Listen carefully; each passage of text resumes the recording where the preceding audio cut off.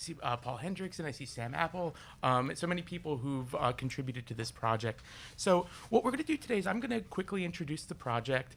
We're going to listen to a bit of audio for it, for those of you who haven't heard it, and then we're going to open it up to Q&A, so you guys can ask Alan and Max your questions about the project. So my name is Chris Mostaza. I teach in the English department here at Penn, and I'm co-director with Alfil Reese and Charles Bernstein of Penn Sound, which is the world's largest archive of poetry recordings.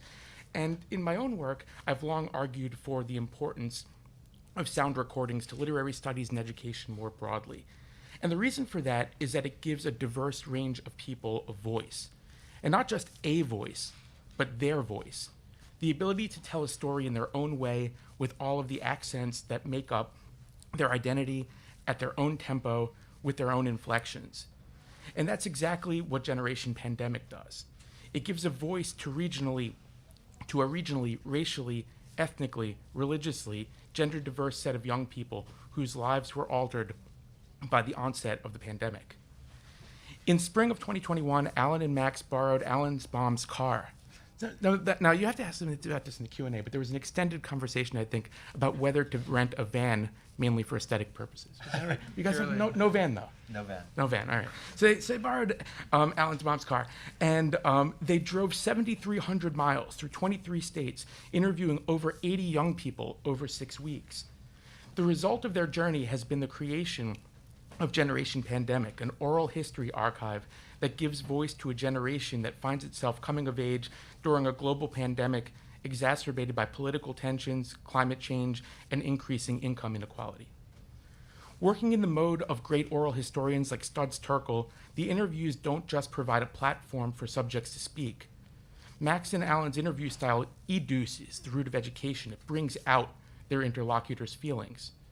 They ask the best kinds of questions, those where the interviewees, not the interviewers, are the experts. Alan and Max prompt, they lightly probe, they invite introspection, but they never make the interviews about them. They allow the young inhabitants of a variegated America to put into words for the first time the experience of growing up in unprecedented times. The young people interviewed expressed the seemingly perpetual malaise of living in the swerve brought about by the lockdowns in 2020. They offer predictions about what the future might bring for themselves and for society more broadly. Here would be the place where you might expect me to say, quote, but in the end, they're all optimistic and they're sure things will work out.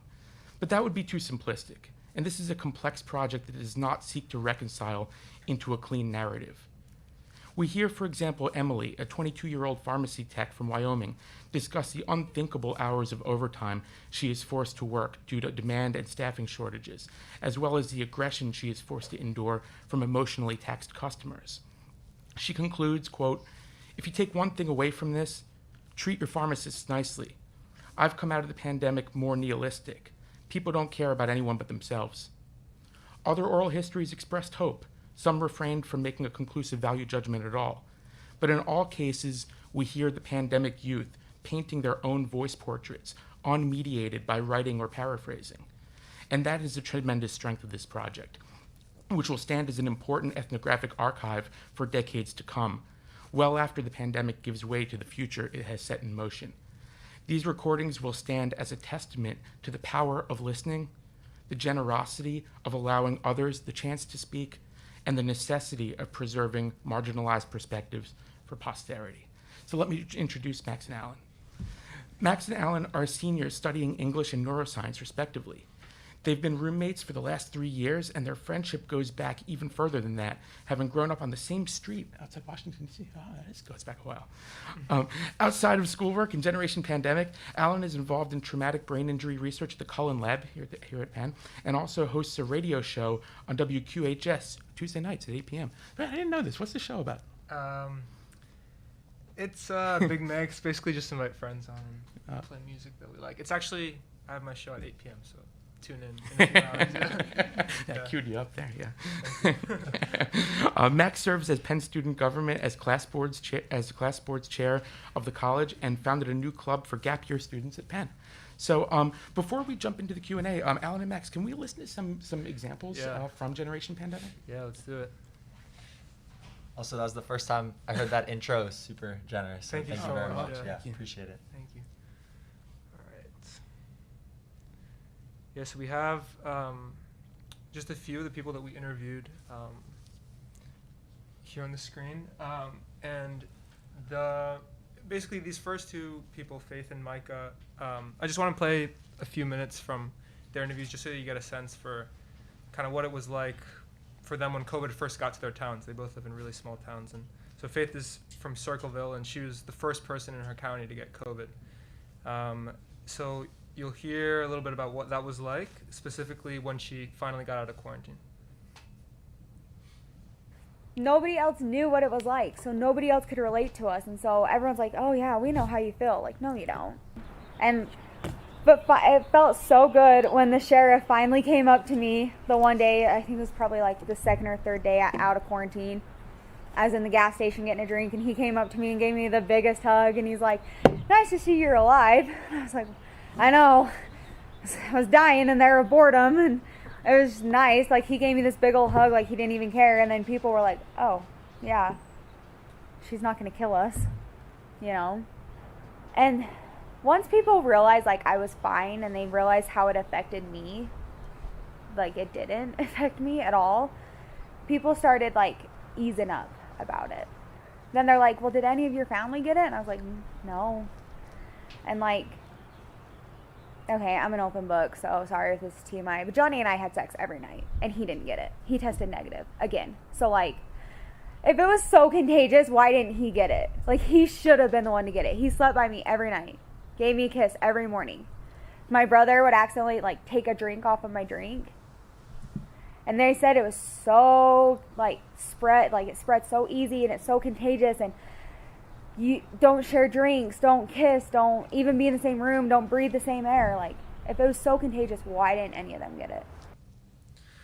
Yeah, so just for context, Johnny is what was her fiance, now husband. But basically, like, her experience was really unique in that she was the first person in the county to get it, and so her experiences kind of shaped the whole entire town's perception of COVID, because it's a really small town where people kind of don't really trust outside media so much. They trust each other more than they trust, mainstream media. So when she was the first person to get it, she would post on Facebook like, oh, I'm feeling fine, I feel like I just have allergies. And that's what people kind of took as, the true kind of COVID experience. So that's kind of what it was like for her. Do you want to say anything to that? Well, I'll say what happened after that. Oh, yeah. Which is that Faith was really rare in that she was like a complete open book, which you heard her say when we first started speaking with her. And she was really open to sharing pretty much anything that was going on in her life, and kind of after her experience with COVID felt very like unaffected and unafraid of what its consequences could be. And so afterwards, she and Johnny got out of quarantine about like exactly a month before her wedding, and she then threw her wedding and had like 500 people come to her wedding in a town of 500. And she basically like had her dad cook all of the food. They bought all of the alcohol, and she said, if no one comes, that's fine. We'll drink it all ourselves. And then everyone did come. And after that, the town had a couple more cases of COVID. But it was just really interesting to see kind of like what her perspective was like after the case, and how it totally informed what the rest of the town thought about COVID. Yeah. Cool. Now we'll play one. Nobody else knew what it was like, so nobody. One from Micah. Let's see. Nice. You want to introduce how you met Micah? Yeah, we met Micah in Window Rock, and he was working in this basically auto body shop. And we went in, and Micah, what this picture doesn't show, is huge. He's like 6'4", super broad. And we were looking for like any young people in the area, and the person at the counter directed us towards him. And so we met up with him later, and he basically told us about his experience in Navajo Nation when, in the clip you'll hear about, when he first started seeing the impact of COVID and how it first started entering, like basically the first case that entered Navajo Nation. Navajo Nation, yeah. And then if you listen to the rest of it online, he'll talk about like his relationship with his pastor, which totally changed during the pandemic, and just added this layer of like young people interacting with older folks and how that changed. Yeah, so if you guys see later online, most of the stories we have are all just kind of edited down transcripts like what you see on the back of these. And we'll talk more about kind of why we decided to do that. But some of them are also, we're starting to make podcasts now. So Micah's story, we edited specifically to be a podcast. So this is just like the first kind of minute of that. I was kind of angry at first because when it came here, it was at a church service in Tuba City. I don't remember. I was kind of angry at them because somebody thought it might be a good idea to hold church service while they were sick. And at the same time, there I was going to church that very Sunday when it came out that it was at a church service. How ironic. With no running water, no hot water, and no electricity. I got hit pretty hard.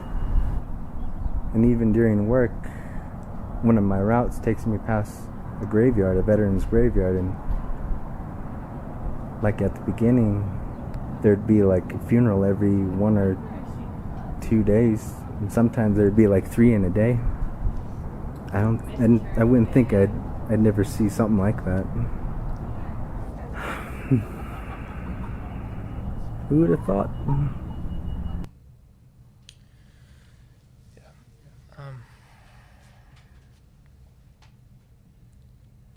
And then this last person we wanted to share a little bit about is Emily, who's the pharmacy tech that Chris just mentioned at the beginning. And we wanted to show a clip from this because just so you guys can get an idea for how we're taking this project from these kind of edited transcripts into podcasts, which is what we're learning in this class. So we'll play just like the first few minutes of it, and you'll see kind of you'll hear like my narration over it, and also some like little editing and sounds, which we also made. Which is basically what happened with us before Chris, and then us exactly. after Chris, for how the audio changed and how we like are really interested in like the audio format. Like even playing these clips before we started the project, we thought it would be entirely written. And then I remember Alan sent me the Micah podcast kind of out loud, and I heard his audio and thought, okay, that's it. Like that's going to be so much more moving than reading things necessarily, even though we were both like very drawn to the written form. But when you hear them out loud, and then when we got to take Chris's class in podcasting, it brings the people like so much more color, we thought. So here's what Alan was able to do with the audio editing with Emily's.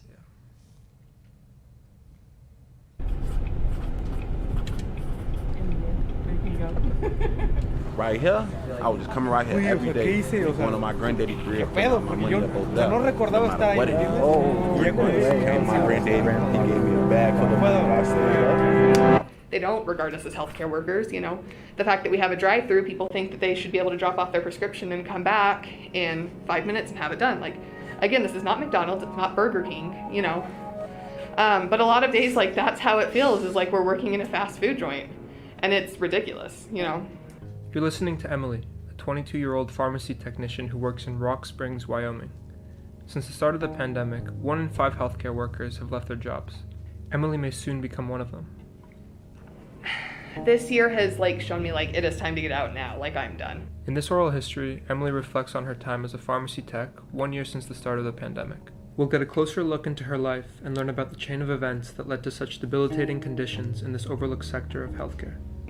And like we are the first line of healthcare, I feel like, because again, yeah, you can come to us without an appointment, without paying a copay, and ask us whatever you need to know.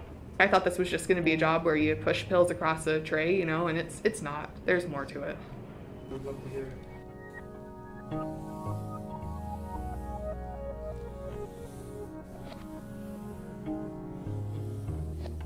Not just in our store, but all across America is these pharmacists that are just done because they're being overworked, underpaid. It becomes an issue of patient safety at this point. Like, you are being so bombarded from every side, right? Like phone calls from the doctor, checking to see if this person has allergies, checking the 50 prescriptions that are in your queue, giving shots, counseling patients. Like all of these things are expected of them for no extra money, with no extra help.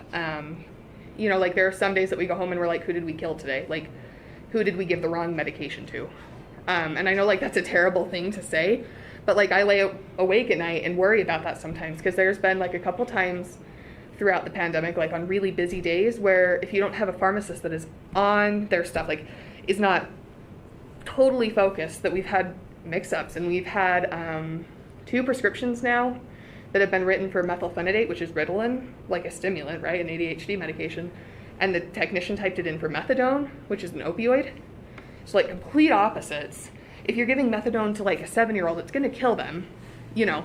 And we've had 2 prescriptions that have been mistyped like that and almost gone out to the patient. Like we've only realized as we were handing the bottles to the patient that it wasn't the right medication. So that's gone through 2 pharmacists, 4 technicians, like, and nobody caught it because we're that busy. You think that's particular this year? Yes, for sure. Yeah, so that's the clip from the podcast. It's just so the whole thing is about 13 minutes. So that's just 2 minutes of it. We're gonna post it online soon so you can hear it. Yeah, it's such powerful audio. And I want to ask you guys a question, and then we're going to open it up to questions here. So please do think about what you'd like to ask Maxine Allen. But a question I had for you guys is, you know, these are deeply intimate recordings in multiple senses of it. You know, there's an intimate sound that you bring out by the way that you edit them and you listen to it, but it's an intimate conversation that you've drawn someone to have with you. So, I mean, you can hear the emotion in the voices as people are telling you about how the pandemic's affected them. And so you guys are driving around the country, you're meeting people for the first time. How did you get them to be so open with you in these conversations? I feel like well, a lot of people weren't so open with us, especially at the beginning. I think we had a hard time with it. But I think we quickly realized that that we could ask very intimate questions, and people wouldn't be, you know, like, we were worried that people would be offended if you kind of asked people like very personal questions, you know, about family life or mental health, things like that. But people really weren't, for the most part. You know, people like to talk about that stuff, especially like during COVID, when I think there weren't so many outlets to like express like these pent up emotions. But no, it definitely wasn't with everyone, I'd say. Yeah. It was also like a really big conversation we had with each other for like how we'd start asking more personal, intense questions. And I remember we like basically listened in one of our long drives to this podcast about people who were doing research about like what questions people thought you could ask, and then how people who received those questions felt like they rated on a not intimate to intimate scale. And the results were basically people felt like their question was going to be really intimate, and people felt like the question wasn't that intimate, and they weren't offended when they heard it. And so that was kind of a big shift for us that pushed us to think like we were more ready to ask more. It wasn't necessarily just intimate stuff, but it was like kind of trying to continue to find out like what was at the center of someone's story. And they'd always kind of hit around the edges of it, and then you just pick up on one detail and you say, oh, could you just tell me a little bit more about that, or what do you mean by that? And trying to like unfurl whatever they had going on in their mind.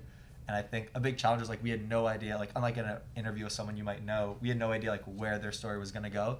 And with Sharon, whose pictures on some people's chairs, the interview started super vague, and we almost cut it off after 10 minutes.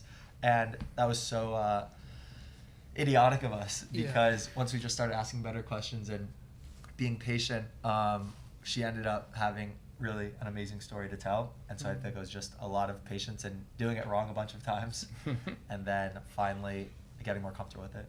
So just in terms of the overall set of people that you guys were approaching, did you talk to like many people in order to get like a few good interviews, or did you find that you were getting consistently interesting stories from people? No, we had to talk to a lot of people to get interesting stories, because there's also a lot of repetition in the stories we found. So, you know, we did like more than 80 interviews, but I'd say, you know, only maybe 20 of them are ones that we want to put up in the archive, because you know, we found, you know, if you interview a bunch of college students, you're going to get a lot of similar types of stories. Or that's why we stopped interviewing college students. We stopped interviewing college students really quick. Or if you interview, just like a lot of people from a similar background or who work similar jobs, that was a big thing. So if we interview a lot of restaurant workers or a lot of pharmacy techs, you're going to get a lot of similar stories. So, you know, we had to, kind of interview a lot of people to find ones that we found really interesting, compelling, and representative for what we were trying to make in the archive. And there was an age cutoff here too, right? Yeah. What was the age cutoff? 25. Yeah. When they told me the line between young people and not young people, I recoiled for a moment there. Yeah. I think what we were trying to find was basically this like period of greater instability, which is like more prominent in 18 to 25 exactly year old. But then like Shay, who we interviewed, whose interviews out here, is 26, and we interviewed someone else, Daisy, 27, and people all over. But then most of the people whose stories we were like really interested in this time of like precarity, and they were all like 18 and 25. That was kind of that was one of the only parameters we set. Yeah, people are much more, for the most part, so much more stable and kind of just thinking about their lives in such a different way after 25, 26. And like we later realized when we came back to Penn that there's a whole field in developmental psychology dedicated to the research of emerging adults, like 18 and 25. We had no idea, and like this research has been so useful in framing the archive, because it really is like it's a very specific time where people are really unstable and are just kind of starting to answer some of these questions that are most important in developing their lives. And Alan's being very modest there in what he just said, because what happened was these guys were invited to give a lecture in the developmental psychology class. You're going to like a lecture tour on the radio, WHYY in the class. So why don't we open it up to questions from the audience here? Does anybody want to ask? Yes. We're going to bring the mic around so people listening online can hear the questions as well. Yeah. So I was wondering, can you hear me? Yep. Yeah. Okay. Awesome. Thank you. So what was it like balancing the line of interacting versus observing? So you talked about you all's roles having conversations with people, and I imagine people are talking about sad experiences, and like a human response is to console people, or is your job to drive those emotions out? Could you talk a little bit about that? It's a really good question. Yeah. I think it was something we were figuring out, and we wanted to figure out before we started our trip, and we had like a conversation with an ethnographer at Penn and a history professor we were working with, and it was kind of an answer we wanted to figure out before we started, but didn't, and like started to try to think about more seriously like as the trip went on. And I'd say like for the most part we were really just trying to ask questions and like establish a level of connection and trust that allowed someone to open up with us. And part of the shortcoming of the project is like our time in a lot of these places was so limited, and our interactions with a lot of these people were so limited. Yeah. And we're still in touch with basically everyone on the website, but everyone on the website's under a dozen people, and we interviewed over 80. And so I think that was something we thought a lot about. Yeah, it's I mean the conversations were more, I mean we really didn't talk so much, it was an interview, it was more of an interview, so I think we really just wanted to like listen to people. But yeah, there's like some people, like for instance like Jesus, who there's a card for Jesus on some people's chairs. Like I got to spend several days with him, so like my relationship with him was like very different than what it was like with other people. And especially like in a lot of the recordings, you hear I talk a lot more about myself. He gets to know me more. Whereas with, a lot of other people, it was definitely more one-sided. Yeah, does that answer it kind of, or? And I guess kind of like, how do you take yourself out of the equation when you're talking to people about things that matter to them? Yeah, I think we definitely didn't take ourselves out of the equation. Like we got certain stories and heard certain stories because of the way we look and the way we were perceived by the people who we were interviewing. And in some of like our audio and transcripts, we left in, and we like intentionally left in places where they would reference us and say, how you guys do this, or what do you guys think about this? Because we weren't trying to like totally remove ourselves, and it was something we tried to do differently than other like oral histories we had read, because of like our position to the people we were interviewing. It totally informed like what we heard and what we didn't hear. Like if Alan didn't speak Spanish, we wouldn't have a ton of these interviews that were conducted fully in Spanish, let alone like all the other identities that we missed because of like identities that we're not yet part of. Yeah.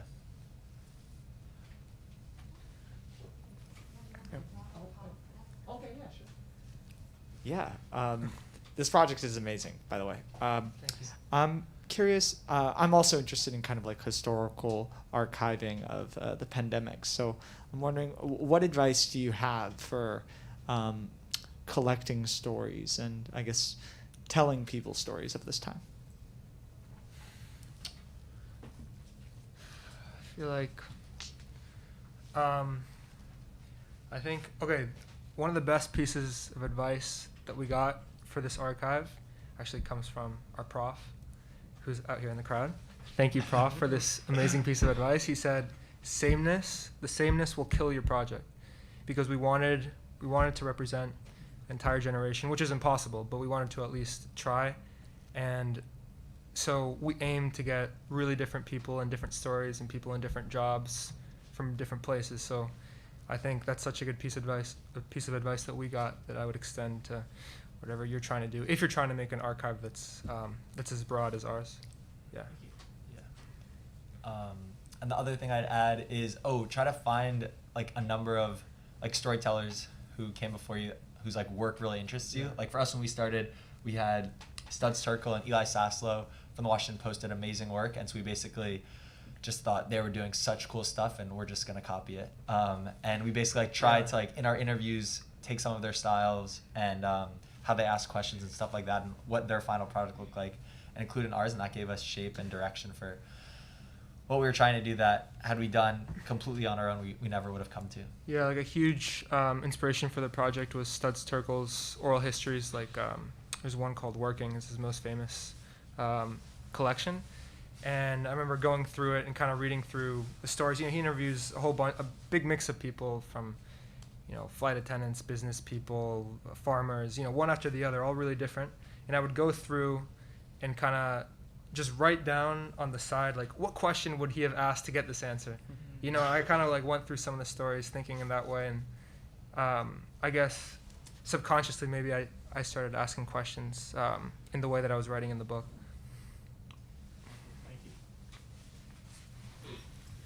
Max and Alan, you did this just so beautifully.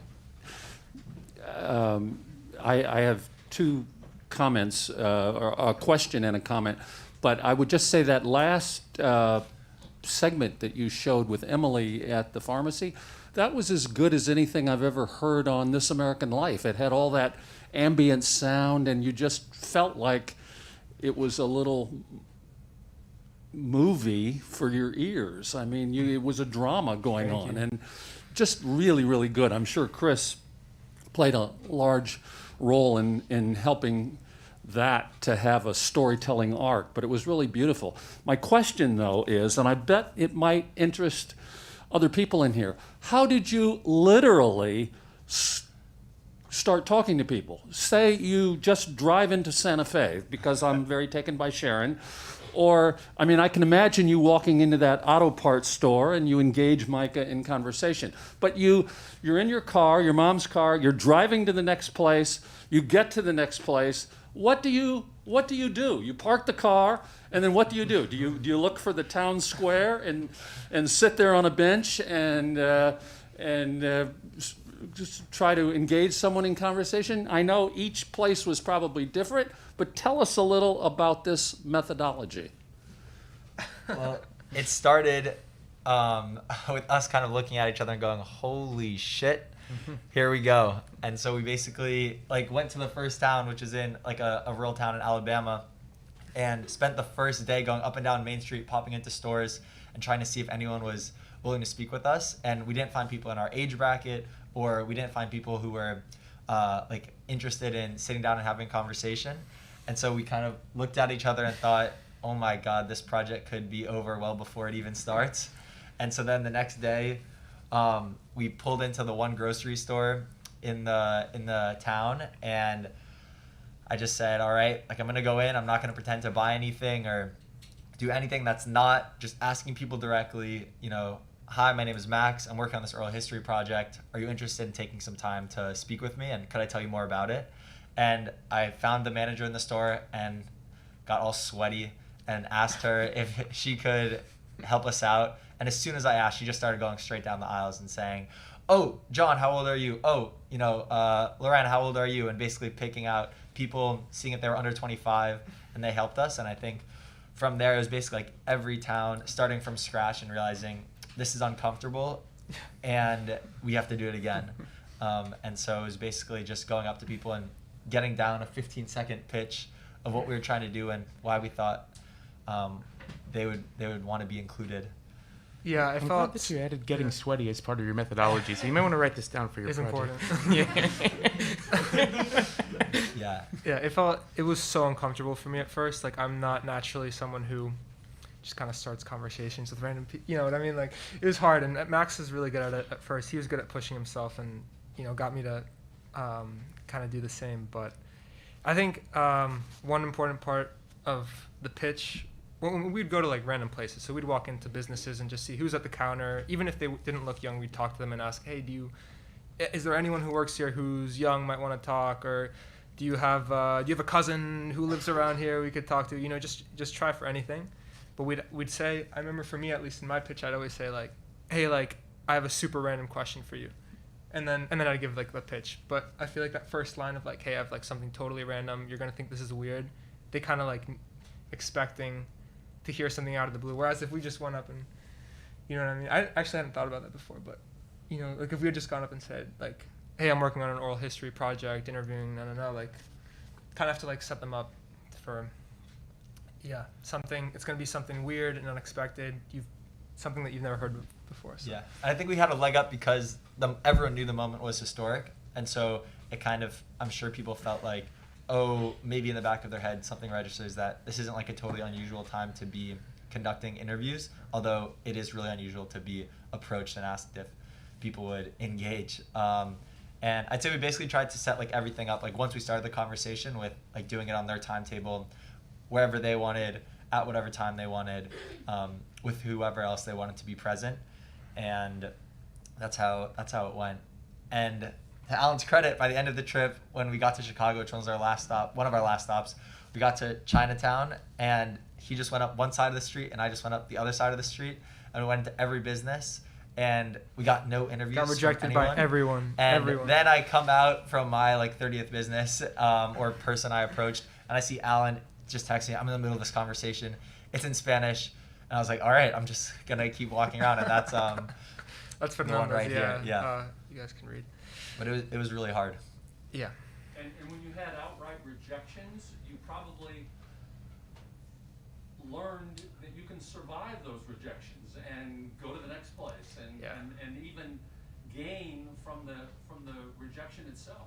Yeah, it was a lesson in rejection the whole trip. And it was also made, when people said yes, it gave you this so total good. high, I felt like. I remember when we got the first one in Greensboro, Alabama, and I just went outside to Alan. I was like, we got a person who will speak with us. And then I just went to the McDonald's after that and the street corner and everywhere I was just going in like, all right, we got to find more. Each one kind of got you excited for the next, especially once the stories became so meaningful and kind of felt like every person has this kernel that we want to find and share.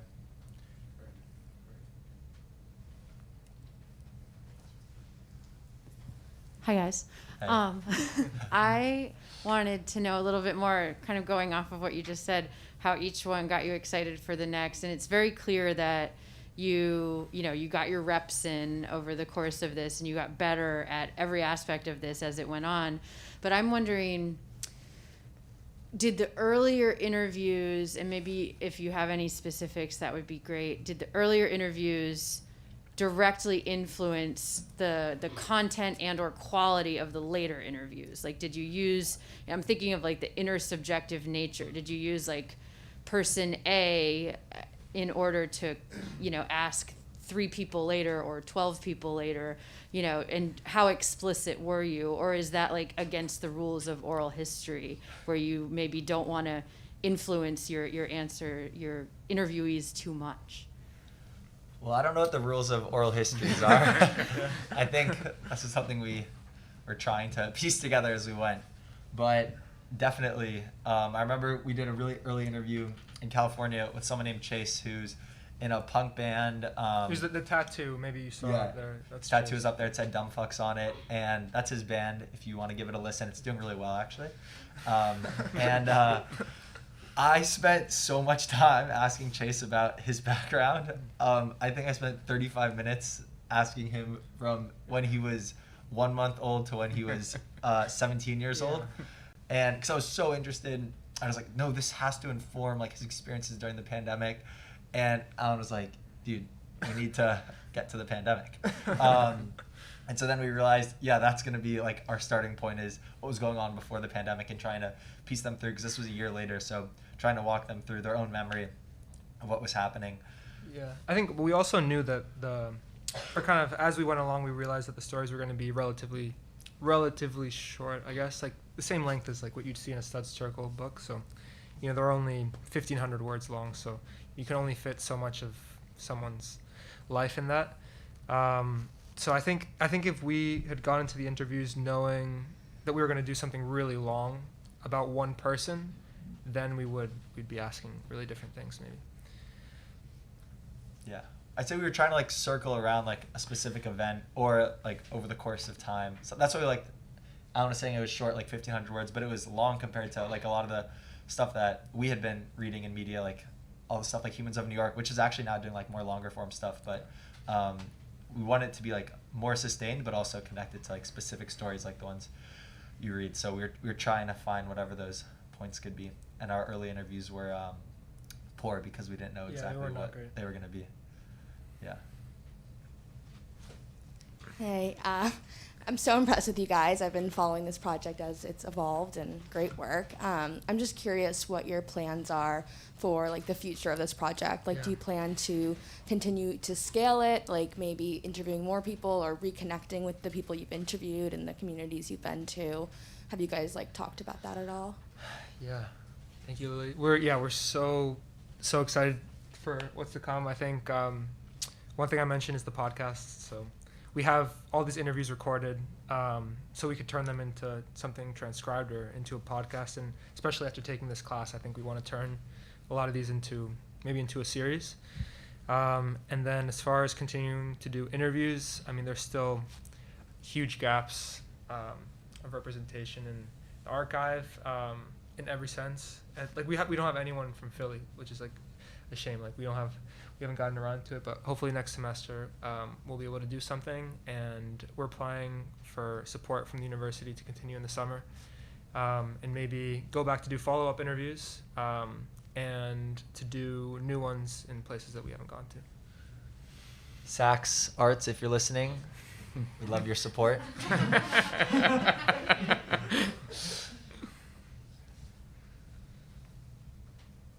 Super interesting to hear. Thank you so much. And sorry if you mentioned this already, but I was really curious, like, what inspired you to do this, and like, why did you choose the geographic location that you did? Talk about the inspiration. Yeah, it's a really good question. Yeah, thanks for coming. Yeah. We basically felt like we were like during the pandemic in our apartment here in Philly. We lived together, and usually we both love our classes, and we still enjoyed our classes online, but it felt like it didn't have the same buzz that it did usually, and it felt like the year was so historic, and every sign said the year was historic, and it felt so frustrating to be really removed and disengaged from a lot of what was happening. And I think that's true for like a lot of things in our life here. Like for a lot of air seasons, we can be disengaged from the news, or for me personally. But it felt like this was too much was going on to stay unaffected and uninvolved. And we didn't want to keep reading about it like on our phone. And it felt like this was the time to have the flexibility to leave campus, because there was so much less to lose and so much more to gain from being out on the road and talking to people. And we felt like the other big piece was there wasn't a lot of attention about people our age. And we, between the two of us, thought it was such a precarious time being a young person in our own lives with all of the support that we have, let alone for how it's destabilized people who don't have the resources that we do.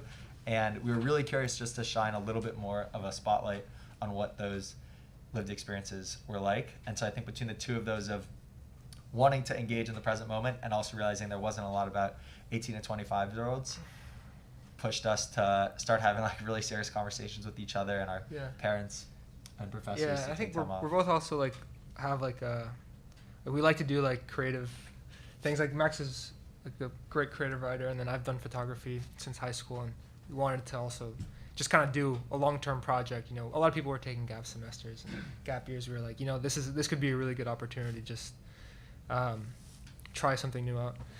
And then for the second question, we basically, I mean, a lot of the places we went to it was a mix of like pretty random, but also not. Like we basically made a big list of places by looking through Social Explorer, which is like a demographic tool, to look for places with geographic, socioeconomic, ethnic diversity, just to get a mix. But in the moment where we'd be driving through regions and we didn't know how long we were going to stay in each place. We'd usually pick like the night before when if we were gonna leave or not, where we'd stay in the next town, and it depended on maybe I have a family friend in Dallas we could stay with. Let's go stay with them because we have a place to stay.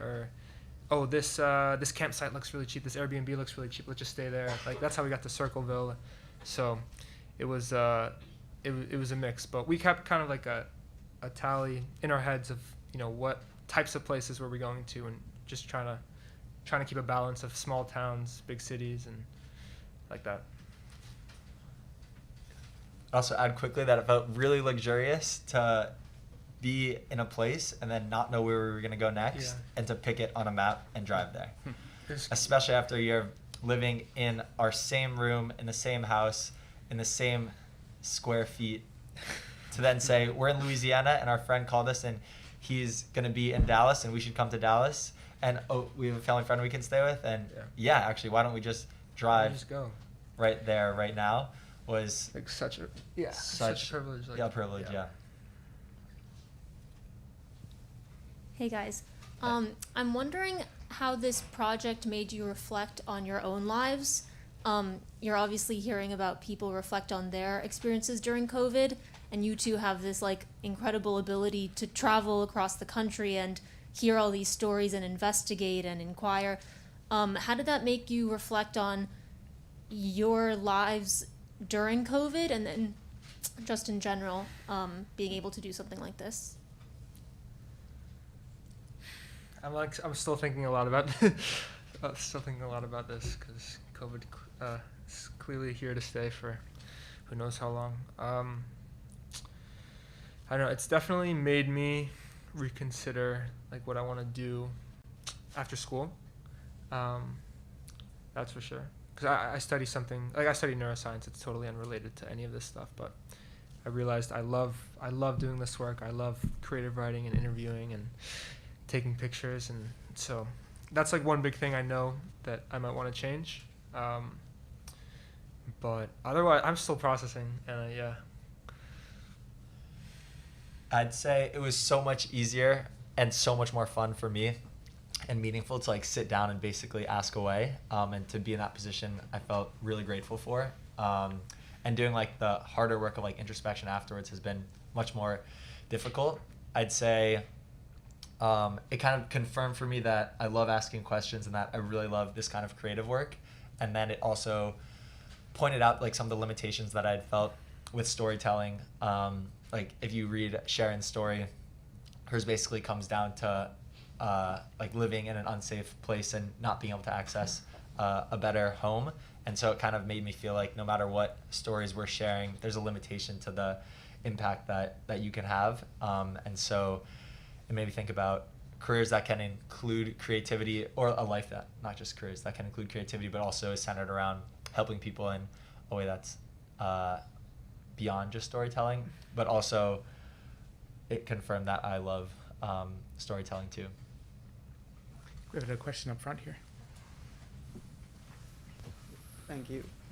So I have a question about like the format that you chose. So spoken word obviously has a lot of power and reach today, but it hasn't for a long time. So do you think it has like the same archival power of like written word? Can you refer back to spoken word 100 years later when you're studying the pandemic? And then also in the written work that you've published, even though it's like 1,500 words, the like filler parts of sentences like and other like other sort of imperfections in the way that we speak are recorded. And I'm assuming when you're doing 1,500 words that's a stylistic choice. So why was that made specifically? So the first question, I'm wondering if Chris has thoughts on that. I feel like you would have a good perspective. Sure. Was your question that the spoken word seems to be kind of like having a resurgence, or? No, I mean, does spoken word have that same ability of written word to capture a moment in time for the foreseeable future? Well, so the spoken word is, that was the original mode of memory, right? It was like poetry and memorizing things in the oral tradition. Like the reason that we have like the Iliad and the Odyssey was because it was in a meter that people could remember. And so writing is a technology, right? Like writing was something that became a form of memory after poetry and the spoken word. And I think that what Max and Alan are tapping into is a newfound ability to easily circulate sound and easily record sound. Much of the 20th century, it was actually very hard to record sound. And so now you have microphones, you have your phones, you can make these things, and you can get them out to people really quickly. And so I think it's a kind of return to a primary orality that's happening that in a really important way in their project. Yeah, I feel like I think the sound is, in many ways, even they both have strengths and weaknesses. The listening to someone speak versus the written form, but I think the listening to the audio is more true to what they're saying. At the moment, no, it's I mean, obviously it's like the podcast is edited, but I think if you compare how edited the written form is to the audio, I mean, you get so much more in the audio. In a sense, you get the tones and the accents, and so yeah, that's something that we had to think a lot about, like you said, like when we were doing the transcribed form, because we wanted to keep some of that, like you were saying, like with the or you guys and the ums and stuff like that, but we had to make cuts as well, because when you reading, there's like a different kind of flow you need to have with the written form than with when you're just listening to someone talk. Yeah, and I'd add it was, though, like really intentional to leave all of those things in. And we wanted to do that because we wanted to show that like a lot of this was spoken. And I think I'll always still be drawn to the written word. But with everything going on like in the podcasting world right now and how much more people are like drawn to audio and just like trying to get engagement, there's like a lot of just pragmatic and like artful use, I'd say, in like using the audio. But I love the written tune, and we wanted to include all those bits.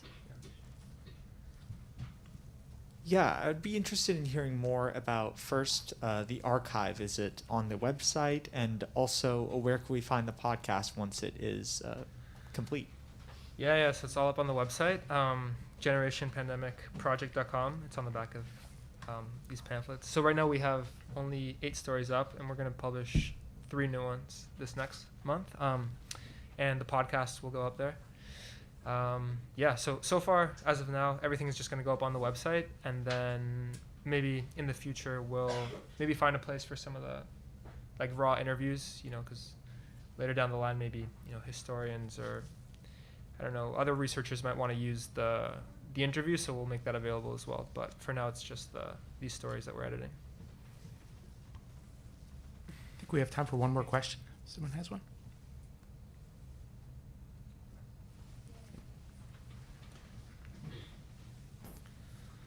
What did you use to record? We used Zoom H4N. I think that's what it's called. Yeah. And it was sweet. I loved it. Yeah, I mean, I thought the audio quality sounded pretty good. You like have to like panically like back up your SD card every night, or like how did you handle that? If we were smart, we would have done that, but we instead we did like every few days, every week, we'd back everything up onto the hard drive. We should have used the cloud. If we had lost that hard drive, it would have been a disaster. But the microphone was great, and then it was a shame. Sometimes we had to use our phones because we only had one recorder, so sometimes we'd split up to do interviews, and one person had the good microphone and the other person had the phone. And you were saying that was a binaural mic, right? There were 2 microphones built in? Yeah, it is. Yeah. Like you could tell maybe in some of the... Yeah, binaural microphone, there are 2 microphones, and each one feeds a different ear, so you get a sense of like 3D sound in a way. You get a spatialized sound. And the recordings just sound incredible in that way. I remember when we were first talking about this, you guys were saying, how can we clean up the sound? You can hear the traffic in the background, you can hear all these things. And I was like, no, you don't want to clean up the sound. Like that situates it. So you guys decided not to clean up the sound. Yeah, for the most part. For the most part, yeah. I guess Yeah. depended on the interview. Yeah. Well, that's great. Well, let's get a round of applause for Maxine Allen, this incredible project.